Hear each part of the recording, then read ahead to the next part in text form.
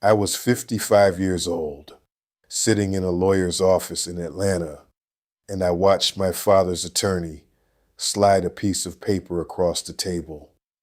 My sister grabbed my hand under the desk. The name on that will, the name of the person who was about to inherit everything my father had built, was not mine. It was not my sister's. It was a 23-year-old white kid named Connor Hayes who mowed lawns in our neighborhood. And honey, I want you to stay with me because what came next changed everything.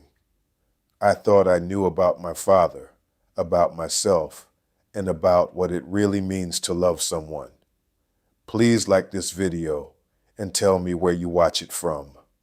Maybe that way I can find some stories from your neighbors' lives. My father, James Earl Washington, was not a man you question. Not ever.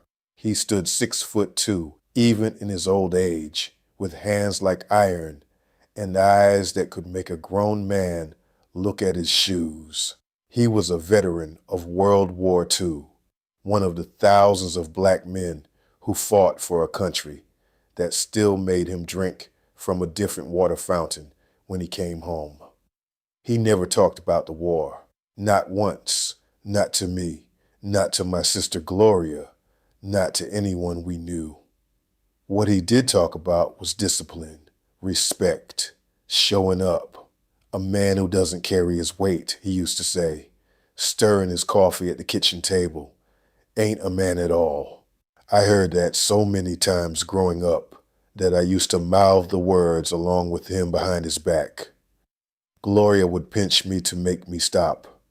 We grew up comfortable. Not rich, comfortable. Daddy worked 30 years at the Ford plant in Detroit before he retired and moved down to Macon, Georgia. Nice house, good neighborhood, a garden out back he tended like it was sacred ground. We never went without. But we also never got close. That was just Daddy. He showed love through provision, not affection. Birthday cards with money inside, but no hug. Christmas dinners with all the food in the world, and not one I love you at the table. By the time I was in my 40s, I had my own life. Accounting firm in Atlanta, a house in Decatur, 2 kids in college. I called Daddy on Sundays. Sometimes. Gloria lived closer, about 40 minutes from Macon, but she had her own business, her own chaos. We visited on holidays, Thanksgiving, Christmas, maybe Easter. We told ourselves that was enough. We told ourselves he understood. We were wrong. The call came on a Tuesday in March. Daddy had passed in his sleep at 89 years old. The hospice nurse said it was peaceful. I drove down that same afternoon, and Gloria was already there, red-eyed, standing in the kitchen, making coffee the way Mama used to. We held each other for a long time without saying anything. 3 days after the funeral, we sat in the office of Harold Green, Esquire, Daddy's attorney for the last 15 years. Nice man. Older gentleman, black, wore a bow tie. He set his glasses on his nose and opened a manila folder with the kind of slowness that makes your stomach drop. Your father was very specific, Mr. Green said. He was. Lord, he was. The house, the savings, $340,000 in a money market account. The car, the furniture, a storage unit in Warner Robins, Georgia, that neither Gloria nor I even knew existed. All of it. Every single thing left to a young man named Connor Hayes, age 23, residing at 4412 Birchwood Lane. Our Daddy's next door neighbor. Gloria stood up so fast her chair scraped the floor. Excuse me, I didn't stand up. I just sat there. I felt like the building had tilted sideways and nobody else noticed. There is a condition, Mr. Green continued, holding up one finger. Your father included a clause. If both of his children, Marcus and Gloria Washington, complete a specific set of tasks outlined in this document within 90 days, the estate will be divided equally 3 ways among all 3 of you. He slid the folder across the desk. I looked down at it. Then I looked at my sister. Her jaw was tight, eyes blazing. I knew that look. She was ready to fight. She was already calculating lawyers, already thinking contest, already building a case. But something stopped me. Something in the way Mr. Green looked at us. Not with pity, not with judgment, but with a kind of quiet sadness that told me this man knew something we didn't. "What are the tasks?" I asked.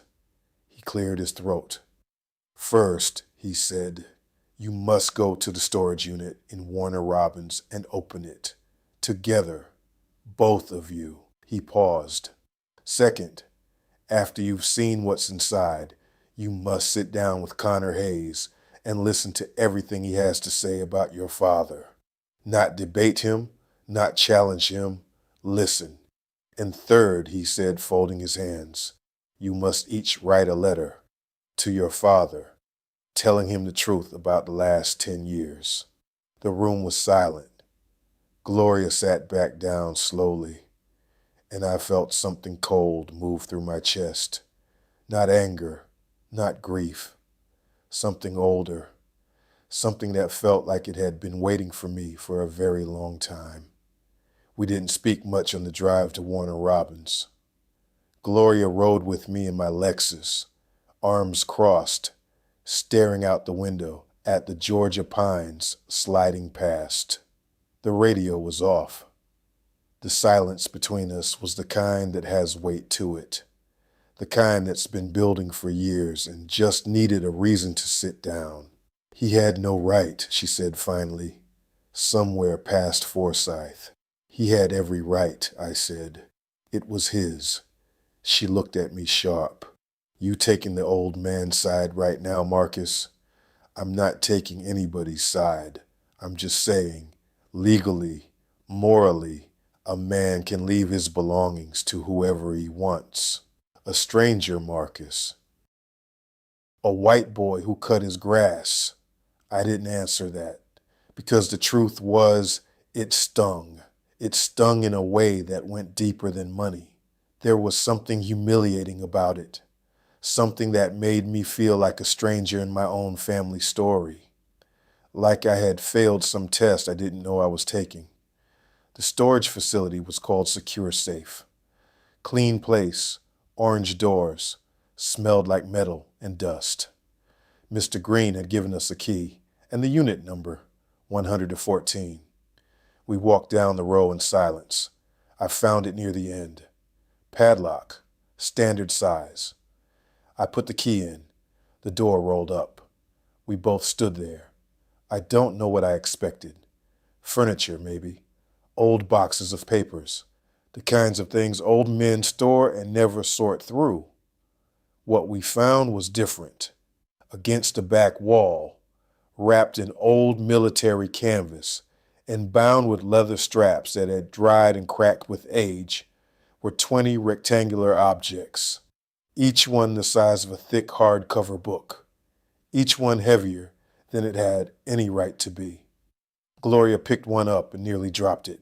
"Mark it," she whispered. "What is—" I unwrapped the canvas on one of them with shaking hands. Gold. Pure, dense, yellow gold. Stamped on the face of each bar was an eagle, and beneath the eagle, the letters, Deutsches Reich, Nazi gold. My father had carried Nazi gold home from World War II. I sat down on the concrete floor, right there, in that storage unit in Warner Robins, Georgia. And I put my face in my hands, not because of the money, not even because of the shock, but because I suddenly understood that I had never known my father at all. This man I had spent 55 years calling Daddy. I had only ever seen the surface of him. The discipline, the silence, the Sunday coffee. I had never once asked him what the war did to him, what he saw, what he carried.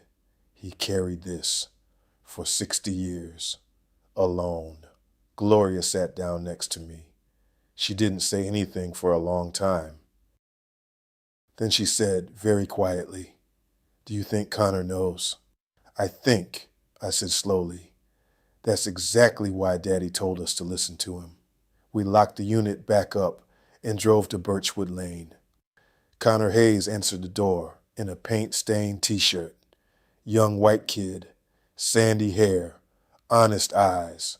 He looked like he hadn't slept well in days. When he saw us, something in his face shifted. Not guilt, not arrogance. Relief almost, like he'd been waiting. "Mr. Washington, Miss Gloria." He stepped back. "Please come in." His apartment was small and neat. He made us sweet tea without asking, the real Southern kind, cold with lemon. And he sat across from us at his small kitchen table and folded his hands exactly the way our father used to. "He told me everything," Connor said, "about the gold, about the war, about what it cost him to keep that secret." He looked at his hands. "He also told me about you too, about how proud he was and how lonely he was." Gloria made a sound beside me, small, involuntary, like something breaking loose. "He didn't leave you out because he didn't love you," Connor said, looking up. "He left you out because he needed you to stop being busy, to stop moving so fast, to look back." His voice was steady but gentle. He said, and I wrote it down because I wanted to get it exactly right. He said, "My children gave me everything except their time. And time is the only thing that can't be replaced." The room was so quiet, I could hear the refrigerator humming. And that was the moment, not in the lawyer's office, not in the storage unit, that my father finally broke me open. I didn't sleep that night. I lay in my childhood bedroom. Daddy had kept it exactly the same. Same blue bedspread, same photograph of me in my high school football uniform on the dresser, and I stared at the ceiling. The window was cracked, and I could hear the Georgia night outside. Crickets, a dog somewhere down the street. The kind of sounds that belonged to a slower world than the one I'd been living in. 20 gold bars, each one worth somewhere between $600,000 and $700,000 at today's market price. I had already done the math on my phone 3 times, under the covers like a teenager. We were talking about somewhere between $12 and $14 million sitting in a storage unit off Highway 129. But the money wasn't what was keeping me awake. What was keeping me awake was a question I couldn't stop turning over. How does a black man in 1945, a soldier, already fighting 2 wars at once, one overseas and one at home, how does he steal 20 bars of Nazi gold and get them back to America without anyone knowing? The answer, I realized, was that he was invisible.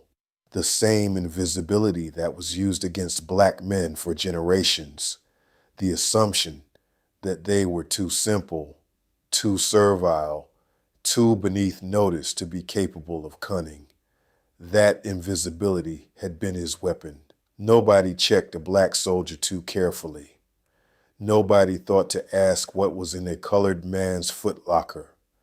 Daddy had used their racism against them, and part of me, I'm not ashamed to say it, felt a cold, complicated pride. But then came the other part, the part that asked, what did carrying that secret do to him? In the morning, I found Gloria in the kitchen. She'd made grits, eggs, and toast, Mama's breakfast, and she set a plate in front of me without a word. We ate together like we hadn't done in years. Just the 2 of us and the morning light coming through the yellow curtains. Finally, she said, "I called Aunt Retha last night. Aunt Retha was Daddy's younger sister, 91 years old, still sharp as a tack, living in a senior community in Columbus.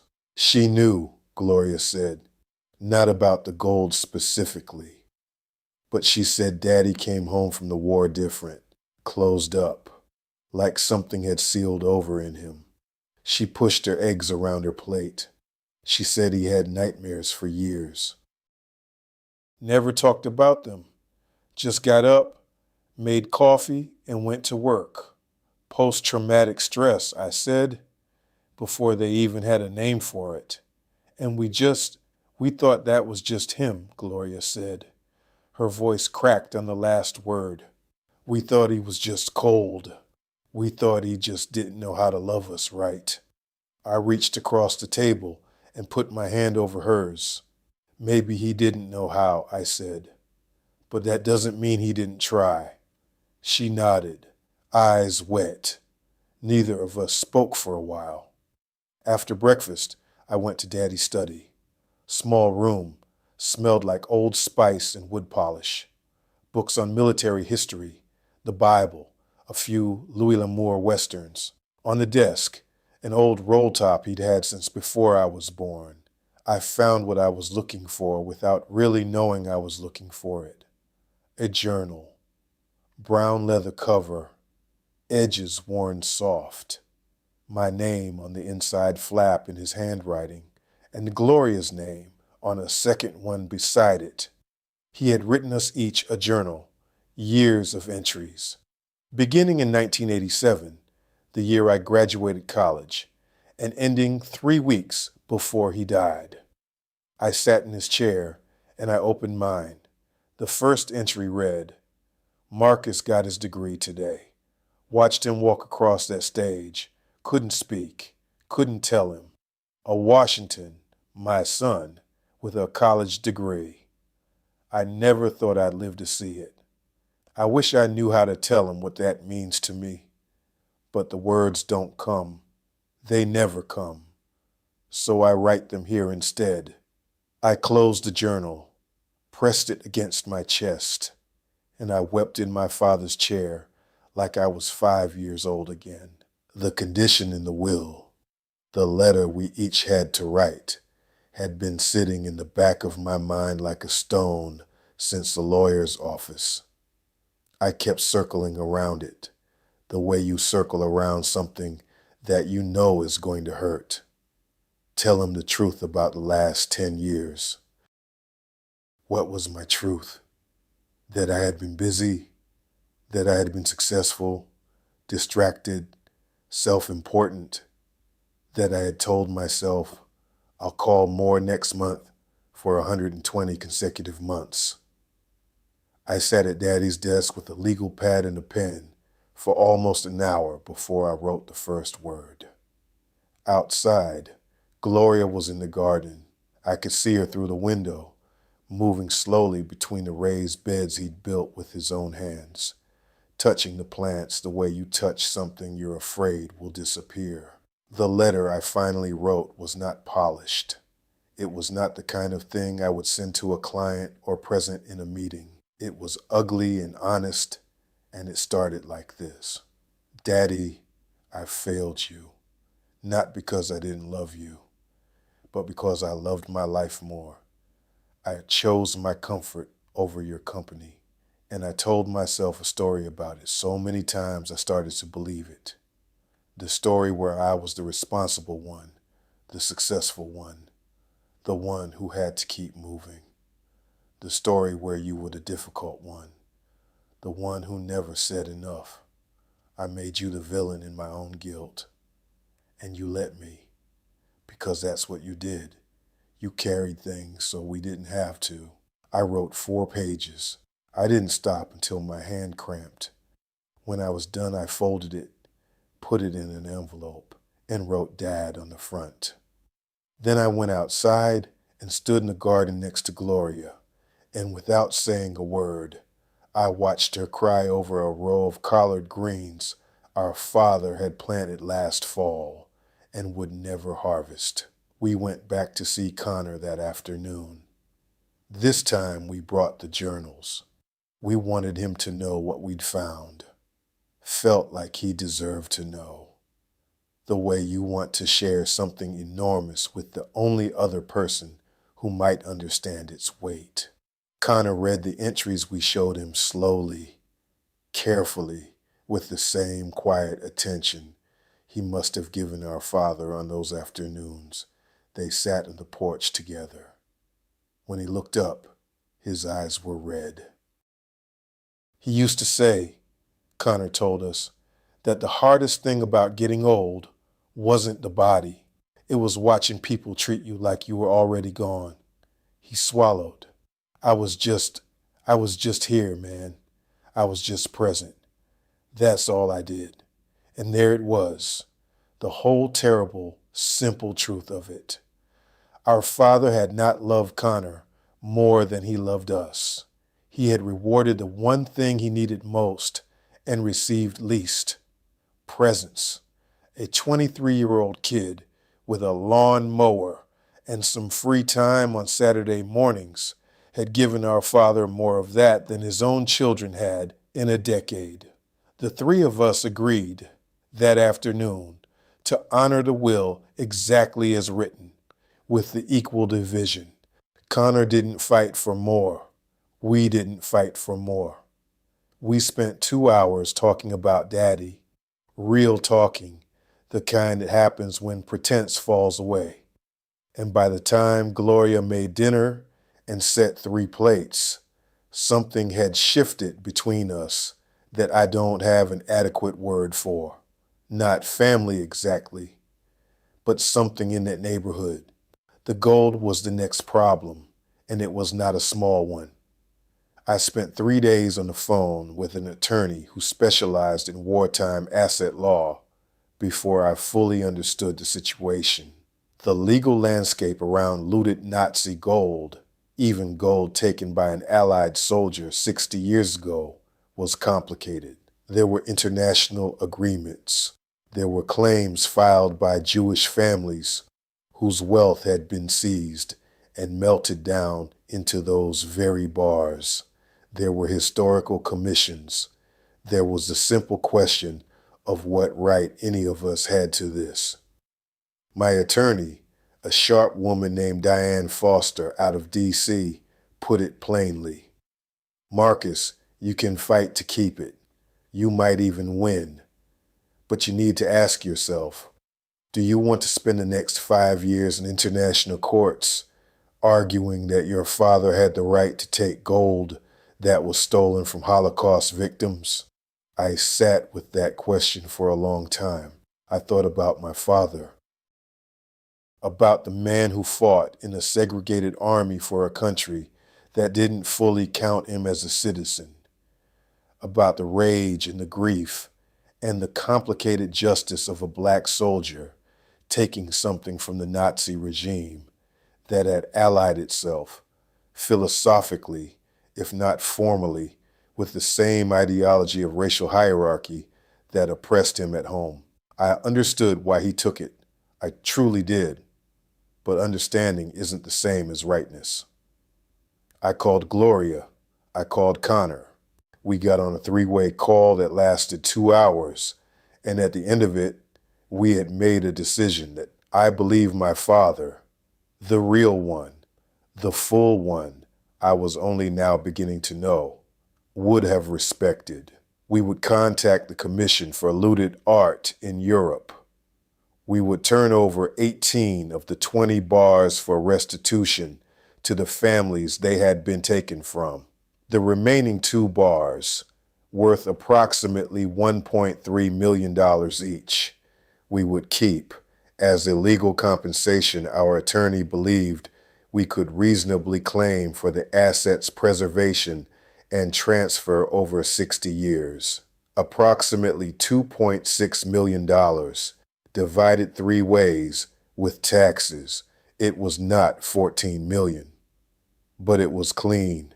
And after everything I'd learned in that week, clean mattered to me more than I expected. What I didn't expect was the letter. It arrived 4 days after we submitted the paperwork to the commission. handwritten on cream-colored stationery from a woman named Ruth Goldfarb in Boca Raton, Florida. She was 87 years old. Her parents had owned a jewelry business in Frankfurt before the war. Their assets had been seized in 1938. Her father had died in Dachau. Her mother had survived and come to America with nothing. She had been searching for documentation of those assets for 50 years. And somehow, through the commission's records, through serial numbers on the bars, through a chain of documentation my father had actually kept in that same storage unit in a military-issue metal box, 2 of the bars we were returning had been traced to her family's account. She was writing, she said, not to make demands. She was writing because she wanted to say thank you, and because she wanted us to know that she didn't believe in collective guilt, that she knew the difference between a soldier who took something in the chaos of war and the men who had systematically destroyed her family, and that she hoped, she wrote this word and underlined it, she hoped we would keep the good in our father's memory alongside the complicated. I read that letter 4 times. Then I called Gloria and read it to her over the phone. She was quiet for a long moment afterward. Daddy would have liked her, Gloria said finally. Yeah, I said, he really would have. There are moments in a person's life when the story they've been telling about themselves simply stops working. The narrative you've constructed, the one where you're the reasonable one, the successful one, the one who did what he could given the circumstances, it just won't hold anymore. The facts won't cooperate. I had one of those moments standing in the middle of my father's garden on a warm April evening, about 3 weeks after his funeral, reading Ruth Goldfarb's letter for what must have been the 10th time. I had done everything right by the conventional measure. Good school, good job, good income, good neighborhood. I had never been in trouble. I had never embarrassed the family. I had sent money when Daddy needed a new roof. I had called on birthdays. I had showed up to the funeral, but I had not shown up to the life. And there is a difference, an enormous, irreversible difference. I thought about all the Sunday afternoons I had spent watching football instead of driving down to Macon. The holidays I'd cut short because of work commitments that, if I'm honest, could have waited. The times I'd handed my kids the phone to talk to their grandfather because I didn't feel like making conversation. I had treated time with my father like a chore I was getting around to, and he had spent those years sitting on his porch with a young white kid named Connor Hayes, who simply showed up. No agenda, no obligation, just showed up. I called my son Jalen that night. He's 28, lives in Charlotte, works in tech. We're close the way fathers and sons are close when they're both too proud to say what they mean. I called him on a Tuesday evening, which I never do, and when he answered, I could hear the surprise in his voice. Dad, everything okay? Everything's fine, I said. I just called to talk. Silence. Then, okay, what do you want to talk about? Whatever you want, I said. How are you? Not your job, not your apartment. You. The pause that followed was the most painful pause of my adult life, because I realized, in real time, standing in my dead father's garden, that my son didn't know how to answer that question from me, that I had never really asked it before, that I had become, without noticing, my father. We talked for 2 hours that night. I learned things about my son I should have known years ago. His fears, his dreams. a relationship he'd ended 6 months before that had broken his heart and that he hadn't told me about because he didn't think I'd understand. I sat in the dark and I listened, and every few minutes I thought about that entry in Daddy's journal. The words don't come. They never come. And I made a decision, quiet and private, that the cycle would stop with me. Connor came by the house one last time before Gloria and I drove back to our respective cities. He brought a small cardboard box. Inside were photographs, dozens of them, that he and my father had taken together on a little disposable camera over the past 2 years. Daddy on the porch, Daddy in the garden, Daddy laughing at something off camera with his head thrown back, and the laugh lines deep around his eyes, and his whole face open in a way I had not seen since I was a very small child. I stared at that photograph for a long time. He looked happy, I said. He was, Connor said simply. He really was. I shook Connor Hayes' hand when he left. Then I hugged him because it felt right and because Daddy would have approved. He hugged me back with the easy warmth of someone who doesn't keep score. 6 months after my father's funeral, I did something I had never done in my adult life. I took a month off work. My partners at the firm thought I was having a breakdown. My assistant rearranged her entire calendar around my absence. My ex-wife called twice to ask if I was okay, and the fact that she called at all told me she was more surprised than concerned, which told me something about how I'd been living. I drove back to Macon. I stayed in Daddy's house, which we hadn't yet decided what to do with. I slept in my old room. I ate at his kitchen table.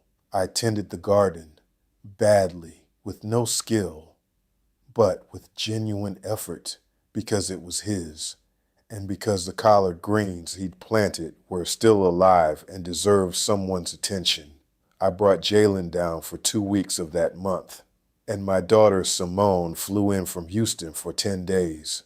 We all lived in that house together, 3 adults in a small space with 1 bathroom, and it was cramped and sometimes aggravating and occasionally hilarious, and it was the best thing I'd done in 20 years. We read Daddy's journals together in the evenings. Not all of it. Some of it was too private, too raw, but the parts he'd clearly intended to be read eventually. There were entries about each of us, about watching Simone's dance recital when she was 9 and crying in his car afterward, where nobody could see him, about the night I called him from a hospital parking lot when my marriage was falling apart, and how he'd stayed on the phone with me for 3 hours without saying much, just listening, and how he'd written afterward that he didn't know if he'd said the right things, but that he'd prayed over me after we hung up. He prayed over us every single night, according to the journals. For decades, in his silent, sealed-off way, he had been loving us with everything he had. He just didn't know how to let us see it. That's what breaks my heart, Simone said one evening, setting the journal down. Not that he didn't love us, but that he thought showing it would make him less somehow. That's his generation, Jalen said quietly. That's what they were taught. No, I said, and I surprised myself with the certainty in my voice. It's not just his generation. I did the same thing. I showed up with money and called it love.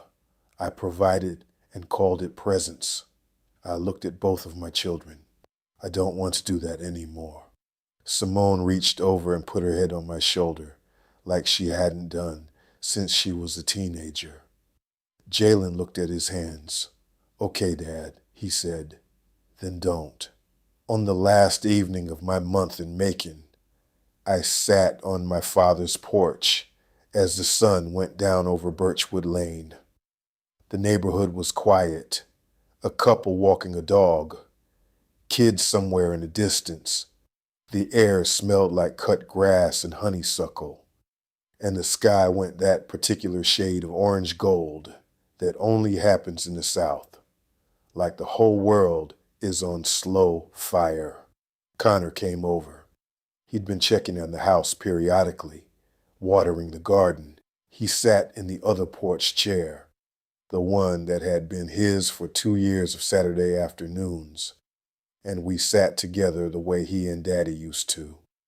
Easy, not needing to fill every silence. After a while, he said, "What are you going to do with the house?" "Keep it," I said. It surprised me when I said it, but it was true the moment the words were out. I'm going to keep it. Come down on weekends. Bring the kids. Maybe retire here eventually. Connor nodded. He would like that. Yeah, I said. I think he would. We sat a while longer. The streetlights came on. Can I ask you something? I said. Sure. Why'd you really do it? Spend all that time with an old man you barely knew. You were young. You had your own life. Why? Connor was quiet for a moment. Then he said, my own grandfather died when I was 16. We weren't close. I was too busy, kid stuff. And after he was gone, I had this feeling I never really shook. Like I'd missed something I couldn't go back for. He paused. When I met your dad, I don't know. I just didn't want to miss it again. I thought about that for a long time after he went home. A 23-year-old kid had done what I, at 55, had to lose my father to learn. He had understood, earlier than most people do, that time moves in one direction and doesn't negotiate. I wrote the last entry in my own journal that night. Not the letter to Daddy. That was already written, sealed, placed on his desk where it would stay. This was for me, a promise, really. It went like this. I spent 20 years becoming someone impressive. I built a career. I built a reputation. I built a life that looked exactly like what success is supposed to look like from the outside. And none of it mattered to the man who loved me most. What mattered was a Saturday morning, a glass of sweet tea on a porch, the willingness to show up without an agenda and just be there. I cannot have those years back. That is the stone I will carry, and I know it. But I can choose what I do with what's left. I can call Jalen on a Tuesday for no reason. I can fly to Houston and sit in Simone's kitchen and ask her about her life. I can stop treating love like a transaction and start treating it like a practice. Daddy, you were hard on us. You were closed off, and you were distant, and there were things you should have said and didn't. I know that. I'm not pretending otherwise, but I also know now that you were carrying things no person should carry alone, and that you loved us in the only language you had. I forgive you for the silence. I hope you forgive me for the distance. And I want you to know, the garden is fine. The collards came in good. I drove back to Atlanta the next morning, stopped at a Waffle House just outside the city for eggs and coffee. A habit I'd picked up from him, I realized, without ever noticing it. The woman at the counter, older black lady with silver locks and reading glasses on a beaded chain, she looked at me and said, "Honey, you look like you've been through something." I laughed, real, full, from somewhere deep. "Yes, ma'am," I said. "I have." "You look better for it, though," she said, and poured my coffee. I think she was right.